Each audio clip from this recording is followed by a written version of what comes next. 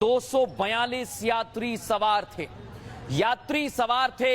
Air India के विमान में 242 यात्री सवार थे। ये बहुत बड़ा अपडेट इस समय हम आपको दे रहे हैं, क्योंकि पहले जानकारी आई कि 100 से ज्यादा हो सकते हैं, 150 के आसपास हो सकते हैं, लेकिन अब सटीक जानकारी आ रही है 242 यात्री।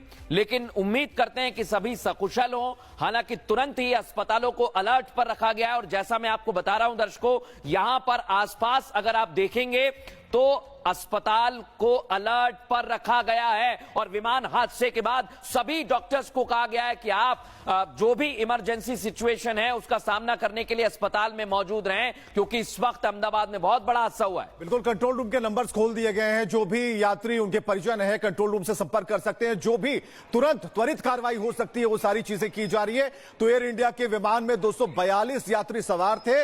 अभी क्या है, क्या अपडेट है, वो हम आपको बता रहे हैं। लेकिन पैनिक होने की कोई जरूरत नहीं है, क्योंकि जो तत्काल जो सुविधाएं हैं वो सारी सुविधाएं मुहैया कराई जा रही हैं, चाहे वो अस्पताल लेवल पर हो या ग्राउंड लेवल पर हो। और सबसे बड़ी बात मृदुल, कि जो ब्लैक बॉक्स है अब उसकी भी खोजाहट होगी कि आखिर कैसे हुआ, क्या किसी पक्षी के टकराने से हुआ, टेक ऑफ करते समय कौन सी तकनीकी खराबी आ गई जिसकी वजह से इतना बड़ा विमान हादसा हो गया, जिसमें इतने जो लोग हैं जिनके जो संकट में आ गए। तो ये सारी चीजें अब खुलकर सामने आएंगी। 242 यात्री जो इसमें सवार थे, उनके बारे में क्या अपडेट है, क्या खबर है, ये अब आनी बाकी है। बिल्कुल, जानकारी धीरे धीरे आ रही है। दर्शकों को ये जानकारी दे दें, बहुत बड़ी इस समय खबर आ रही है गुजरात के अहमदाबाद से, जहां पर 242 यात्री एयर इंडिया के विमान में सवार थे।